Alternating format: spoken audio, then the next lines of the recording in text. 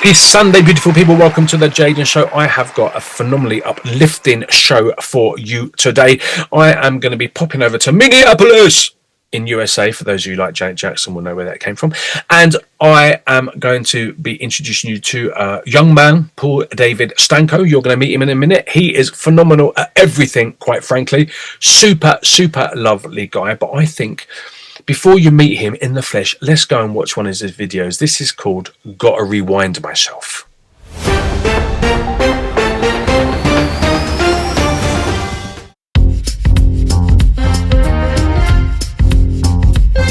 I was young, I was taught that I should care. Well, that certainly is true.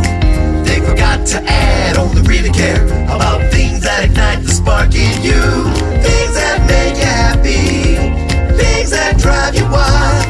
Instead I find I'm caring about all the bullshit in my life. Gotta rewind myself. Gotta get my mind back to the way it used to be who I was before I dulled my shine.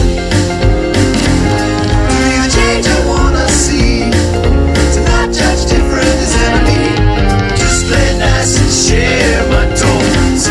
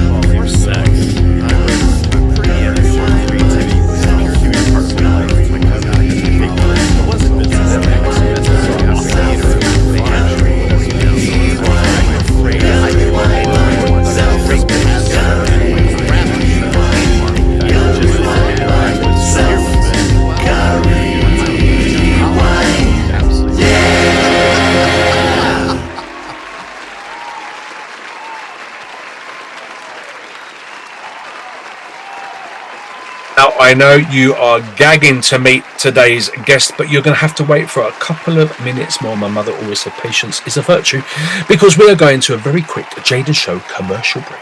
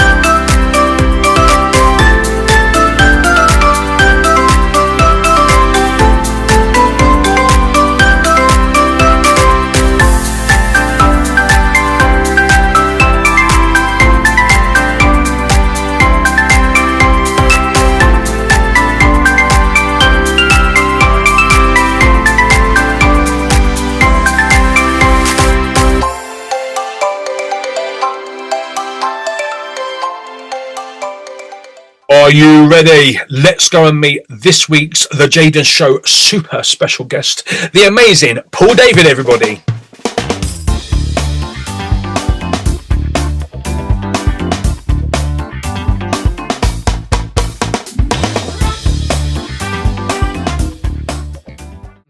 Paul David, how are you, sir? I am well. How are you today, Jaden? I'm very well, thank you, and welcome to Mexico and the Jaden Show. What's going down, bruv? You know, just hanging out here in Minneapolis. I love the fact that you're warm and toasty, and we're about to snow up here. So, are you really? Wow. Okay, I'm warm today. It's like 20. But the nights are going to go down to 6 or 7. So we're not tropical because I'm so high up in the mountains. Sure, that's fair. If I go like 25 minutes down south, it's like 30 degrees and 28 at night. But where I am, it's going to be like 6 degrees tonight. Boy, is worried, man. And I'm singing pretty much outside in a restaurant for 3 hours. Yeah. So, yeah, double socks for me, mate. For sure. Yes. No sweat, no annoying trickly bits. Oh, it's going to be wonderful. Love it. Yeah, I didn't realise whereabouts because I'm really superbly crap at USA geography, right? So whereabouts in that big old country of yours are you? So square in the middle, Yep. right below Canada. Our Great Lakes, so Lake Superior borders Canada and Minnesota, where I'm from. Just right smack in the upper third of the country. Oh, so it does get really chilly for you then. Oh yeah, and my Celsius is horrible because we're American. We don't. Are you Celsius as well? Yeah. Yeah. So Fahrenheit. We'll get to -30 Fahrenheit. Holy shit. Regularly, all the way up to 100 Fahrenheit the other direction. So it's extreme. See, I'm not good at extremes anymore. I think it's an. So I just like everything to be nice. Keep it warm and chilly, not hot and cold. Right, fair. That's what I like. Yeah, and we do both. We do the hot and cold. So well, it's all over for you now, isn't it? You're going into the end of that cycle of the year. Mm-hmm. Absolutely. There's nothing like cozy fires and Netflix evenings watching Harry Potter with popcorn. That's just my life. But yeah, and we have fireplace, full wood-burning fireplace, and I can't wait for the first fire of the season. I've already had one. And the leaves are changing, and it's peak here now, so the colors are stunningly gorgeous. Wow, yeah. The reds and the oranges and the yellows, yeah. And I love the thing that I most love about winter, and I didn't have it for the last 8 years because I was in the tropical part of Mexico, but now I'm here. It's pretty much always autumn and spring, but I feel more creative. I feel like I want to get cozy and get creative in the winter time. It's kind of about going inward for me. So it brings out all the more creativity. Sun shining, I just want to be in the garden, do the garden, get a tan. Fair. But winter, I'm like, let's write books, let's make music, let's do all these things. Well, it's nice because that's the hibernation, that's the creativity, that's the furnace that builds all that energy. Fall and spring are my total creative times, and then the winter, the true January, February, March for us, where it's brutally cold, that's where I refine and mix and edit and release in the spring, create in the fall. Kind of. Great, love it, mate. Now I want to take you back to Mini you, right? And because you are an author, a healer, a philosopher, a composer, a drummer, an intuitive reader. Now, what are you? Intuitive? Yeah, intuitive tarot card reader, intuitive reader, psychic. Okay. It's a fancy way of saying psychic. Oh, I like it actually. It sounds more intuitive to grasp, less poncy. Fair, yeah. I'm a psychic, darling. I'm an intuitive. Yes. I like that. An intuitive is really cool. But I want to take you back to like Mini you. Yeah. Right, what came first? The healing, the mediumship, the music. I mean, how did it all start? What was going on around you musically, spiritually, when you were like a wee lad? Absolutely. So I grew up in a suburban middle class house. My dad was a draftsman. My mom worked in the schools. Not a ton of music, although I will say my grandmother was a phenomenal organist, like the old electric organs. Okay. She could play by ear, and they used to run an organ club. which Oh, was wow, okay. not as, I mean, it's really different. They would play a lot of the old classics, and my sister and I would get dragged to these events on Sundays. And so music was there, but my mom played a little bit of piano. My dad couldn't sing his way out of a paper bag, right? Really? So it was around our lives, and I studied piano. And so I think for me, really, the music came first. Grew up going to church, good old Presbyterian. Again, the whitest white boy in the land of white people is the best way to say it. Just not a lot of soul. I mean, I didn't know that, but I could do music, and I used to run around the living room. It's surprising I'm not a drag queen, because I would lip sync to all these records, and I would work on how the sounds felt in my mouth. So I mean, it truly is a surprise. Hey, you're completely explaining my youth. I mean, if I tell my story, it would probably be identical. Like, yeah, it's it was something I just enjoyed. And then I was in theater. I was an actor, pretty good at what I did. Sang in musicals, did theater work, did speech team. And when I came to college, I had to decide, what do you want to be when you grow up? The only thing that made sense to me was music, because I liked it. Well, I got to college, and I found out that I didn't know anything, right? That was a very ego-breaking experience. And I had a jazz professor by the name of Paul Smoker, who was an avant-garde jazz trumpeter. I mean, really avant-garde out there. And it was sort of like Whiplash.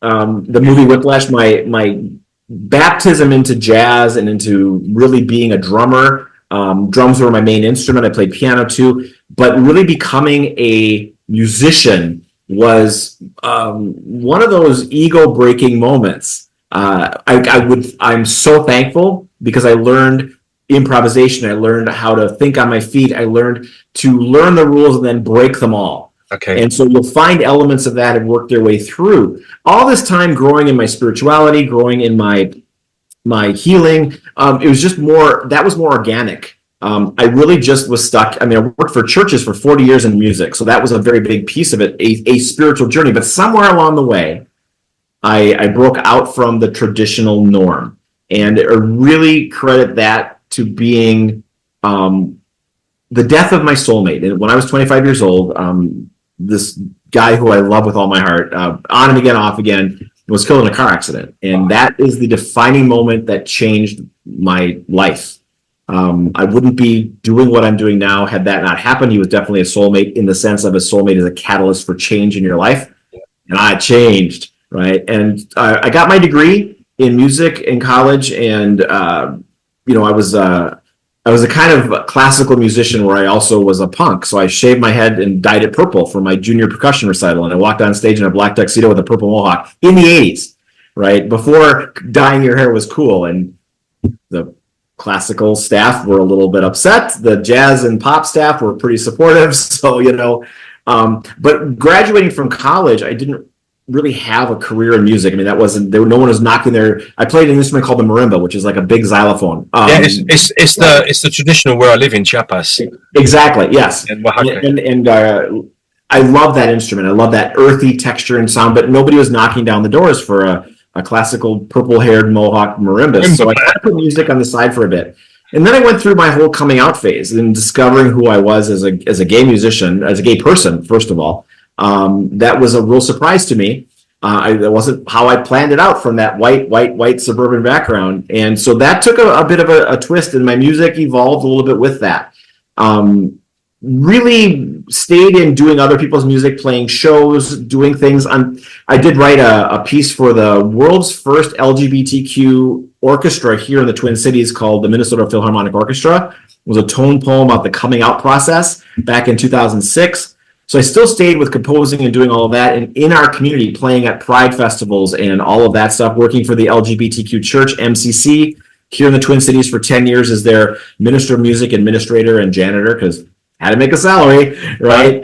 So I kept in the community, working very, very hard with that, but it wasn't really a lot of my own creativity. I did my first CD around that time, but I hadn't really found my voice yet. I go back and listen, and I hear elements of where my sound has evolved. But it's, it goes all the way back. My sound now goes all the way back to my dad, who used to listen to swing music all the time, and my mom, who listened to like the Carpenters and Captain and Tennille, right? So, and then I was in swing choir and all that. So my music has evolved. The pop parts of what I write definitely have that influence in, that vocal influence. I layer tons of vocals in. I mean, you could easily put it in a glee, like a swing choir, right? And it would already script it out because it's what I'm singing. I love that texture and sound. I really evolved into that after 2020 when I got laid off during the pandemic from my day job. Is really when I dug back in and began exploring, and all the truly creative things that I've been doing now have really happened since 2020. Wow. Okay, that's amazing. Carpenters really, they were the ones that got me singing. To be fair, the sevenths and ninths, that rich harmony. They all have the same voice, but it's all them. They all blend, and that's something that. So, of course, being from Minneapolis, Prince is a huge influence on my life, and I actually am 1 degree of separation from Prince numerous times. My single "Superhuman" was recorded with Matt Fink, who was Dr. Fink of Prince and the Revolution. Wow. I Would Die for You, Doctor. That's him. I worked with him on that single. That was amazing. Tommy Barbarella, who was in the New Power Generation, premiered one of my songs as the accompanist. The bassist Sonny T, I sang on stage with for one song at one point. I mean, it's just 1 degree of separation throughout the whole. Being an intuitive medium as well, you can probably have a good old chat with him now, isn't it? 100%, yeah. Every now and then, my mentor will bring him through, and we'll have a little brief conversation. Put more funk in it is generally the rules. Yeah, I can imagine. Yeah, but that's not a bad teacher, a bad advisor to have in the other world. To be fair, 100%. Bloody amazing, mate. So musically around you was swing, and like you said, like me and your mum would have been mates because I very much middle of the road. Music, not a lot of classic rock, because I was the oldest of 2 kids, and so I used to listen to the easy listening stations. That's just part of how I grew up. But I learned classic rock working in restaurants and working for my, in high school and things like that. So, Queen is a huge influence. Styx is a huge influence. Again, all vocally driven, layered vocals, right? In fact, my guitarist, Alex Mayers, who's a phenomenal guitar player, on my song We Could Be Free, really channeled Brian May, that Brian May guitar sound from Bohemian Rhapsody and such, and layered that with this Carpenter type vocals, right? Is kind of what defined my sound, and that became a cornerstone to how. I'm still using him for all my guitar work. I play guitar, but it's not pretty. I've had one hanging up. In fact, it dropped off my wall the other day when the wind blew the door and just cracked the whole thing. And that's the only time it's been touched, was when I was trying to put it together. I'm like, I really have to get this sorted out. This is an amazing start. How did things started coming in, like intuitively, spiritually for you, though? What part, The fun story. Fun story. My soulmate died, and I remember that moment saying, there's got to be more to this thing than I've been taught, and it doesn't make any sense to me. So I began reading, the Tibetan Book of the Dead, the Tao Te Ching, the Bhagavad Gita's, the Quran, all these other texts that I hadn't discovered. And then I stumbled across near-death experience books, and I wanted to connect, and I knew there was more. And at the time, I was dating someone who is what I would call a channel now. We didn't call it that back then, and he was bringing through messages that were pretty profound. However, he used that information to manipulate me into a relationship, and I was young and dumb, and it was it scarred me. So getting to the place where I am today to be a confident channel, intuitive reader, tarot card reader, I had to shed a lot of the baggage that I allowed him to put into my life, right? But that came in during that whole time. I began exploring this near-death experience stuff and connected with a medium who connected me with my soulmate. And this was probably 20 years after he died, and I thought I was over it. I thought I was healed. I felt something transition in me a weight lift that I didn't know I'd been carrying for all these years, and I wanted to do that, right? I want to do that. What I felt in my healing, I want to bring that to other people. I've always moved energy in my work. I have a smile that lights up a room, so I've been told, but that's all energy. Right. And I know that when I'm around, I am a battery, for lack of a better phrase, to move and elevate energy in a space. Those are words that I would use now that I didn't know back in the day. And wanting to do that, I hired a mentor. I hired somebody to help kick my ass and figure out what to do. And so when I'm writing, and I know that I've written music that's not from me, that I've literally sat down and what I call channeled a song that's like, not my style. I mean, so it's definitely a part of how I've been composing music the whole time. So this was a natural extension of that. And when I was trying to explore this and telling him that I wanted to be a medium, but what I do when I'm writing music is I hear it in my head, and I sit at the piano and pick it up. Oh, there it is. That's what the chords are. Nope, it doesn't move like that. Oh, there it goes. So that's how I write my music. And I was looking for something to do spiritually that would help me, like a piano helps me. And he's like, "What about tarot cards?" I'm like, "What about tarot cards?" All right. So that's how I became using tarot cards and being an intuitive reader. Okay. And he just kept pushing me at my behest to get out there and take what I've been doing in church work for 40 years and put it in a personal one-on-one relationship. I also am a Reiki healer. I'm a level 2 Reiki practitioner. So even in my music, you're going to find I infuse it with Reiki energy as well, intentionally. My music should be a vibe. I mean that not just like in a vibe, but truly infused with a vibe that brings healing. Wow, that's amazing. I want the world to be a better place. I know that we're connected. I know that we're parts of source, right? I know that we've got magic within all of us. And my hope is to help people realize that magic within, both through the music that I write, through the words that I write, and through the time that we spend together as I'm helping people in healing sessions, which I've done thousands and thousands of them. Yes, it really is. You're really speaking my life story. Like I was Christian, and then went through like an abusive time at the time, and then I ended up very shy. I looked like Harry Potter before Harry Potter was even thought of, mate. Like basin haircut, big glasses, like beaten to shit constantly at school. Mm-hmm. And 100%. Became a born again Christian and had a ministry in song, and I was singing all over. Sure. Here in evangelical, Pentecostal, like I was doing that for a good few years, and like got into music through meeting an amazing friend of mine. And it's just really interesting. Like in a few years ago, it's probably about 10 years, maybe even more, 15 years ago now, I used to love doing gospel music because I would pray for the week. When I was Christian, I'd pray for the week. What message do you want me to deliver this Sunday? Like it has to be for somebody or for some people. So I would spend a lot of time really considering, the song I was going to choose or the song that was going to appear to me or whatever.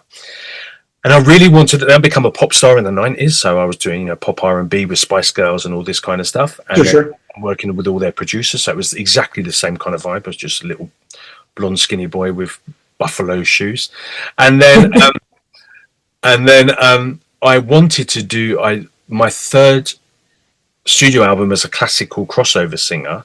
I wanted to do a gospel album, but without it being of Christ or of church or so. So literally, there was one called The Divine Lullaby, Discover the Gift, The Light. There was all these things. I used to have a little church in London called the Church of the Positive Mind, and we had miracle meets. So it was mixing the stuff that I'd learned at church with the stuff that I was learning by reading Louise L.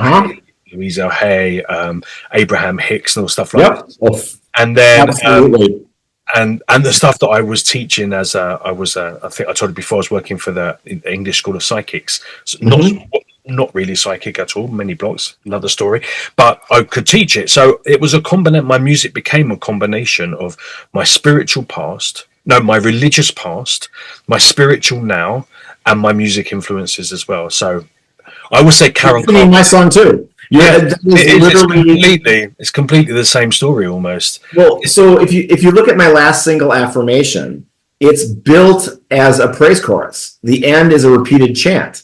If that's what I learned in church music. So I've taken the Broadway pop stuff for the first half of the song, and the second half is literally designed as a praise chant that starts small and grows to like 58 tracks, right? Same thing as you're doing. I'm taking what I knew, putting my spin on it within my personal spirituality. I 100% agree with that. I love that. It's amazing, mate. I just think it's so fascinating. I've not met anyone else that kind of says it. I was taught to sing by Karen. I was such a shit singer that even though I was one of 50 kids and I was the smallest and they put me at the back so no one could see me or hear me, I end up nearly fainting because I was still so scared about being in front of people. So I wasn't an actor. I didn't have the self-esteem and the nerve that you did as a kid. But Karen Carr, I couldn't sing for Toffee. And then I got really addicted, because I'm Piscean and it really doesn't help, but I got really addicted to Karen Carpenter, so much so that I ended up with anorexia. However, she also taught me how to sing, because to learn that, the ebb and flow of her voice is like nothing I've heard before. I mean, it's butter. It's so really is. It's just angelic. And you know, I'd gone from "See the Robin hopping, looking for" to like "When I was young, I listened to the radio." So I was like, oh, so Karen Carpenter, I think, was long dead before I started singing. But yeah, I owe it to her. I've always said that she has been my singing teacher. She's amazing. For sure. You're going to love this story. So you talked about the kids and being in the choir and being put in the back. So one of the very first memories I remember is singing in church as a kid. We were singing Go Down Moses as a kids choir. And all I remember is the kids are all singing and I am standing in front sobbing. Tears are running down my face. You know, it was not to today where put me in front of a group. How many thousands of people? Let's go. Let's dance, baby. I still struggle some. I'm still okay. But if you said, Jaden, you got a concert, mate, 27,000. I mean, I've sung in front of, I think the biggest audience back in the day was, I think there was something like, I think it was 55,000 in the auditorium, and it was televised to 108 million.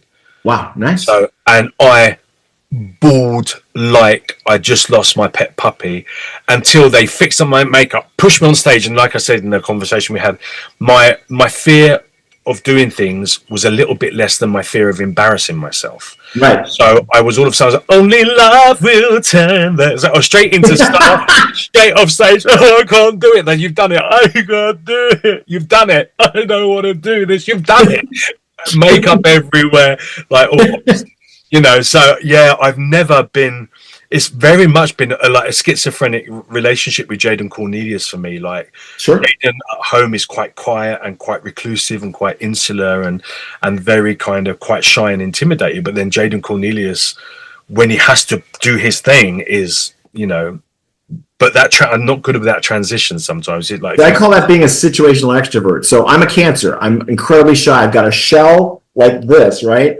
But you put me on stage and you'd never know. People are surprised to find out that I'm actually an introvert. When I'm at home, I'm quiet. Right? But when I'm doing my work in the world, it's Paul David, right? My mom says introverted extrovert. That's what I've always. Yep, exactly. Same idea. Did you find that like problematical, like with your work as well, in the sense that people expect you to be like on it and confident and the showman all the time, and then people don't understand, like, oh, I really don't think I can do that this weekend. And, you know, they're like, oh, you fucking sing, man. You do everything. Like, oh, my God, I can't do it. I can't meet you inside the restaurant. You're going to have to come outside and meet me. I don't want to walk in front of people. Yeah, I am so thankful for my husband, who is my social calendar keeper, because I would be like, yeah, when plans cancel, I'm like, yes, right? I'll go there and have fun, right? Yeah. And you know, as an artist, for me, I'm a moody little bitch, right? Okay. And creatively, you know, when you're releasing things, I'll go from, you know, this is the best song ever to, oh my God, I'm horrible. You know, that is just part of my artistic journey. That self-serious as well, man. Yeah, you know, and so I don't know. I think I've been quite clear to people. When you first meet me, you're surprised that I don't want to hang out with you all the time. I want to go home by myself. Yeah. Right? But once you get to know me, I think we talk about enough that people understand that that's my energy. But it is, yeah, it's an interesting question. It's a balance for sure. And I have to overcome consciously that introvertedness to go out, because I know I'm gonna have a good time. I know I'm gonna have fun. Yeah. Right? Just getting there is the challenge, because I'd rather just be home with my dog and my husband. Yeah. Yeah, I get that completely, man. So what is going on for you? No, I want to ask you as well. So going from kind of doing theatre and all the stuff that you was doing, at what point did you develop the Paul David sound? Did you think, this is who I am now? It probably started even with my first CD, but I lacked. So I'm not a great singer. I'm a drummer. I'm great with rhythm. I'm a musician. I can sing well, but I'm not a great singer. And so my first CD, I hired a guy to do the background vocals, and he did it all. It was all him just singing all the vocals. So it had the idea of what the Paul David song would evolve to, but it was different. It was a different voice. It really started as I got furloughed during the pandemic, and I had this digital audio workstation in my computer. I'm like, well, what the hell am I going to do with my days now? And so I dug in and learned about songwriting. And I knew about songwriting, but like working with a studio system, a digital audio workstation. I took some master classes, right? Because I had nothing to do but time. And then as I began, teaching myself the workstation, I needed vocals to mix to play with, and so I just started recording the parts. And I've been in choirs, I've written choral music, so most of my stuff I write in my Finale is the program I used until it went up, bust, to write music. So I would write the parts out, and then I would just learn the parts and sing them into the station. And then as I like the sound, and that reminded me of the Carpenters, it reminded me of Prince, it reminded me of the previous recording on my CD of all this same homogenous blended sound. And it was a pandemic, I couldn't get anybody to come over anyway. So it was sort of like an accident that I stumbled into that. And then as my writing style in and of itself is very reminiscent of show tunes, of Carpenters, of it just sort of all kind of congealed. And then you throw that guitar sound that Alex brings to me every time, and that just really defined who I am. I always had horns. I have a horn band, although... Oh, I thought you meant like when you're in the studio. It's like most people have a bottle of Evian. I wear horns in the studio. I love it. I have my rocks. I have my rocks in my hands, my quartz, and my lazuli as I'm singing. So I still, that sort of thing is there too. But I mean, like horns. Right. Yeah, I love a horn band. Nice, man. So that's kind of how the sound is, and so most of it has horns in it. Most of it is that heavy vocal mix, right? Very like. I tried to write Superhuman to be simple and have just like 1, 4, and 5 chord, right? Because I always have 7s and 9s and the modulations and stuff. That's the jazz in me from college.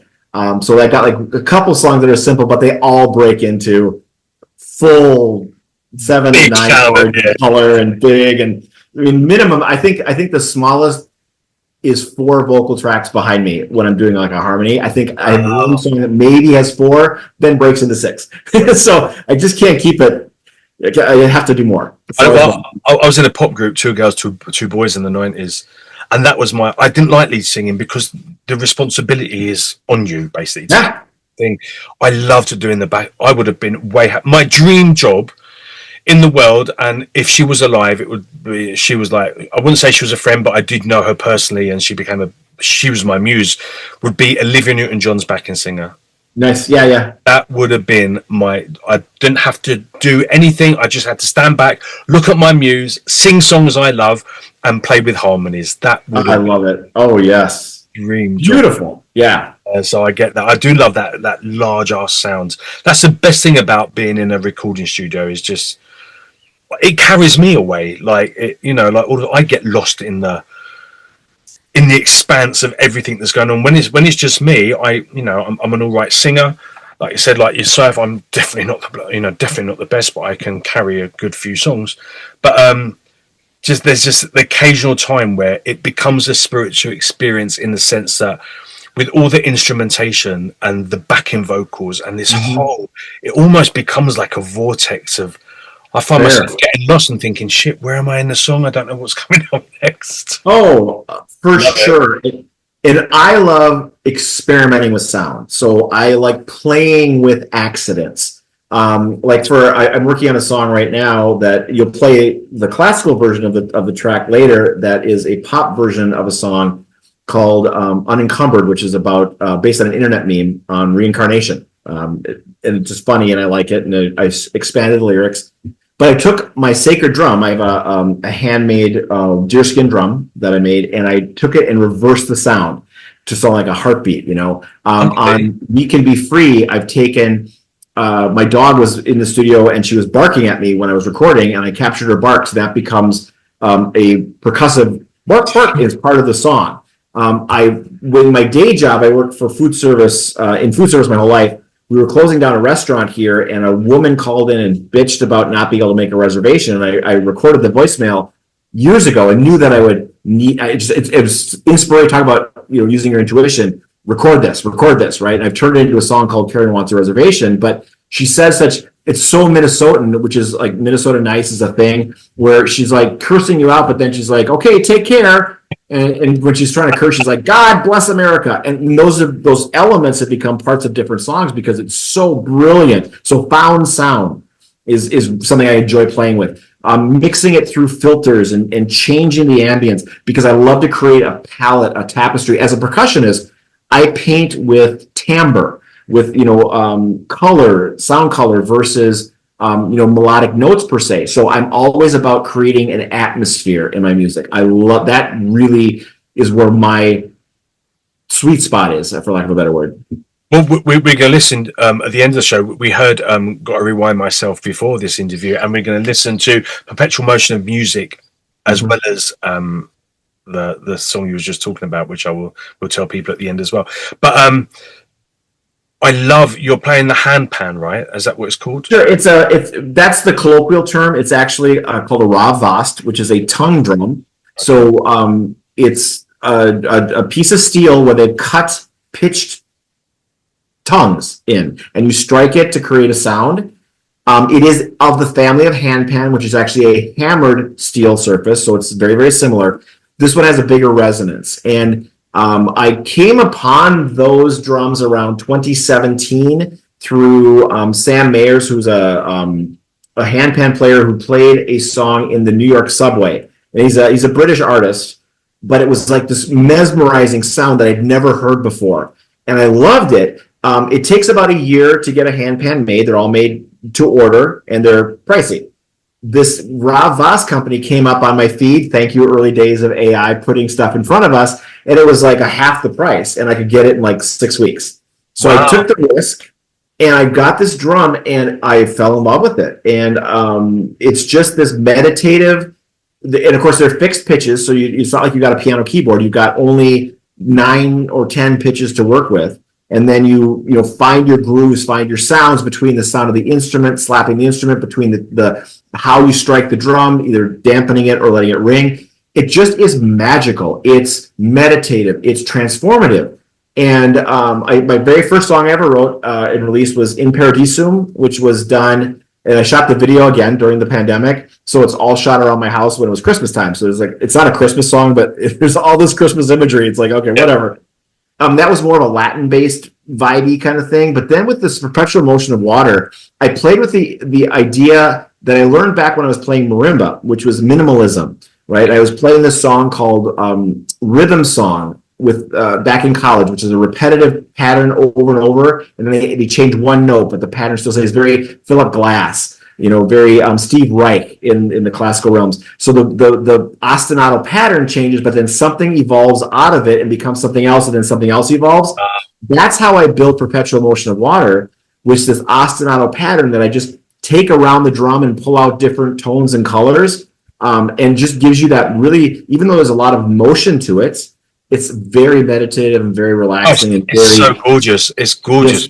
It's fun to play. Fun and talk about getting lost in a song. It's like the patterns are almost identical. So recording that one took a bit to remember when to move. I was to say, would you remember that? Because that, especially that's something that you don't have lyrics to, right. That you don't know. Well, this is the third line of the second verse. I know where I am. Something that's almost like you said, channeled.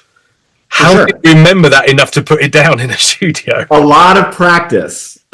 Because a lot of recording. That's the beauty of having my own studio. Is like screw it up, I just delete, start over. Okay. Right? But it did take a lot of practice to get it down and to decide what I wanted the form to be. When it evolves. Because I also then love the idea of mixing. So Grace Jones has a song. More recently, she released it where she says, "This is technology mixed with a band," and I thought that line was so fucking cool. And so this is technology mixed with acoustic. So what I've done is I've taken that. That pan track is the base of it, the Rav Voss track. And then I added all this electronic elements that mimic it and just call out different colors at different times. Cool, deep, which is like, that's cool as hell, right? Also took my sacred drum, and there's some sacred drumming in it as it moves along. And as the song evolves, each verse, for lack of a better word, adds something to the mix. Even so much as that right before I released it, I was in Laguna Beach visiting my mentor and being on a radio show out there. And we were walking down by the beach, and I heard this really cool song sparrow, and I recorded it on my phone. And I needed something when I was playing the track live to remind me of when to come in real life. And so I added this bird as a sonic note to me, and I'm like, well, that should be in the song. I like it. So I actually worked that element into the recorded track, but that's how new it was. It was like a month before I released it. It was that tune is that fresh and that apparent of the environment, that aware of the environment. Love it, man. Absolutely love it. Do you have it? Because like we said before, you're a man of many talents, author, composer. Do you have a preference? Do you prefer being in the studio creating? Do you prefer being on stage playing? Do you prefer being on stage singing? Do you prefer tarot reading? Do you prefer healing? Do you prefer mediumship? I mean, like, or are they all just part of the great man that is you? Which of my kids do I like best? It is that, really. Right. So,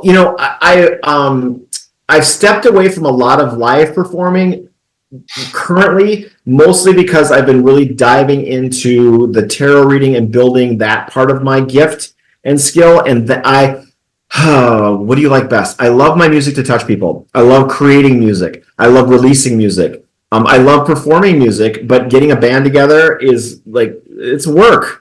Getting all those people, and I want a full band. I want, when I play live, I have a 10-piece. Right? Bass, piano, guitar, trumpets, trombones, saxophones, background singers. I mean, I want that. Why would I do less? Yeah. But coordinating that along with the day job and is a lot of work. So I'm just decided that I'm going to be releasing music that I want to hear. I'm going to promote it. I'm going to do that. I'm not so worried about, I'll do it live, but that's not my focus. My focus right now is really building, connecting with people on the spiritual level. That's who I've always been born to be, was knowing that there's something else than we've been taught in this life, and that we are powerful creators of our world, a little Abraham Hicks for you, right? Through how we move our energy, and that if people can learn that and stop worrying about what other people are doing, it would change the world. And that motivates me. And if I do that through music, if I do that through tarot readings, if I do that through my books, because even my book is about, just waiting on the publisher right now, but it's a book about doing all the things, about law of attraction, about moving your energy, about being human, spiritual in a human body, right? That helping people navigate those waters in a way that is down to earth. The very first, this is a spiritual book. The very first word of the book is fuck, because that's exactly it. Fuck, what am I doing here? And the first chapter is called For Such a Time as This. You're born to do this because you're given these challenges to better yourself. That moves me. I do it through music. Affirmation is all about affirmation, right? It's a song that empowers you. Yeah. You are beautiful, you are loved. Nothing you say can take that away from me. I am powerful, I am beautiful, I am loved. That people need to sing those words, right? So it all kind of ties together. I have a song that's a positive affirmation. I'm going to send you it as well. We're going to talk offline. Oh yeah, for sure. I love that. Because it's so crazy. I love it. I really love it. And you're inspiring me as well, actually, to get the old Jaden back. It's really cool to listen to my story being told. There's a reason we connected. We say, really, right? It's amazing, mate. I really love it. Yeah, and I think, and they all, I mean, like the foundation is spirit, right? It's that creative breath. It's that everything that we are creative individuals. So I think if that's the baby, all these others are just beautiful colors and exactly. They're just aspects of the whole. Someone, and I wouldn't use this word, but I love the idea, Renaissance man, right? The idea of I want to do all the things. Mm-hmm. Right? What is stopping me? Only my society may want to stop me, right? Yeah. But what's preventing me is just my fear. And so I spent a lot of time within the last 20 years really learning to try to overcome, to the best of my ability, my fears. Learning to say, instead of going, oh my God, I can't do that, the answer is instead it's, okay. I'll give it right? Tomorrow, but this will be a week from when this airs, a week previous, I'm having my very first live channeling event.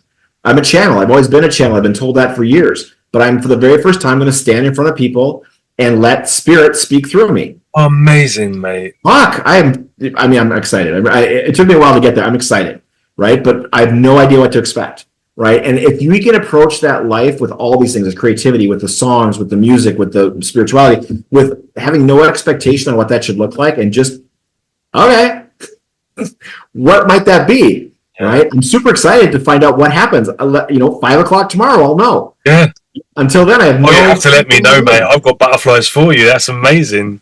Yeah. So I want to be you when I grow down, but I'm kind of quite anyway. Yeah. That's amazing, mate. I love how it's all just fluid for you. I love how it's all just flowing. It wasn't always. No, I know. I had. Where you broke down the dams in order for it to happen. I should tell you that the "Gotta Remind Myself" that we open with is the radio-friendly version of the real song. So the real song, which is also out there on streaming platforms, but you don't see it very often, is "Gotta Unfuck Myself," right? And that's what I spent a lot of time doing. It's the opening line. When I was young, I was taught to give a shit, and that most certainly is true. They forgot to add only give a shit about things that ignite the spark in you. Right. Things that make you happy, things that make you smile. Instead, I find I'm giving shit about the bullshit in my life. Right? That's where I found myself, and that "gotta rewind myself, gotta unfuck myself." The whole idea is letting go of those things, those tapes that people have placed in your head, and trust. I've got an aunt who's a Jehovah's Witness who hasn't spoken to me since I started reading tarot cards because I'm of the devil, right? Yeah. Okay. If that's what you think, fine, fuck you. I'm going to keep doing what I'm doing because I'm about empowerment. When you sit with me, when I do my music, when I do my readings for people, I'm here to show you a pathway forward. I'm not here to tell you how to run your life because I got enough trouble running my own, right? I'm here to show you the magic within you. Be that through the lyrics you're singing along with, be that through our time together where I'm helping you see a pathway and a possibility that you didn't see before. That's what rocks my world, whatever medium that might be in. Love it. One of my tattoos in the future, when I've got a little bit of space left, is going to be, "You have to believe we are magic. Nothing can stand in our way." 100%. Yeah, completely. And it's easy, like you said, the society pressures from family, friends, from the internet, which is quite a dark place at the moment. Social media, I find, is because we are magical creations, and to own that is power, and to be suppressed in that is control and manipulation, right? So, and everything that's coming through in the channeling right now, and even in my readings, is about changing our energy around that and letting that and understanding that this is coming and it's dark right now because it's always darkest before the dawn. Absolutely. Right? We're at a place where humanity is waking up. I mean, the more they squash woke, at least in the United States, the more people are waking up. I love the irony of that, right? Yeah. And that's really what all of the things that I'm doing are about. Yeah, absolutely. I wrote a song called "The Light," which was exactly that, was when you're in your most darkest point of your life, of your experience, of your path, that is when the light is at its most brightest. You don't see a light if it's sunshine and flowers. 100%. You're in your darkest point. That is your and even in this whole movement, we have to remember that just one single match in a dark room makes the darkness retreat. Yeah. Right.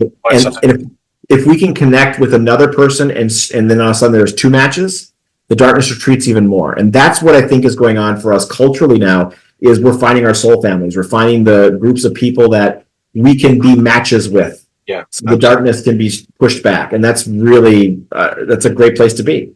Yeah, exciting, really. Yeah, sometimes you kind of look and think, "Oh my God, why was I bloody?" All because my mum wanted a bit of "How's your father" with me dad, 52 and a half years ago. I've got to deal with all this shit. There has to be a reason for it. I said to her, "Mother, next life, no glove, no love, darling." I said, we out. Like, you don't fucking know. You ask me next time if I want to deal with this. Love it. What's going on for you at the moment?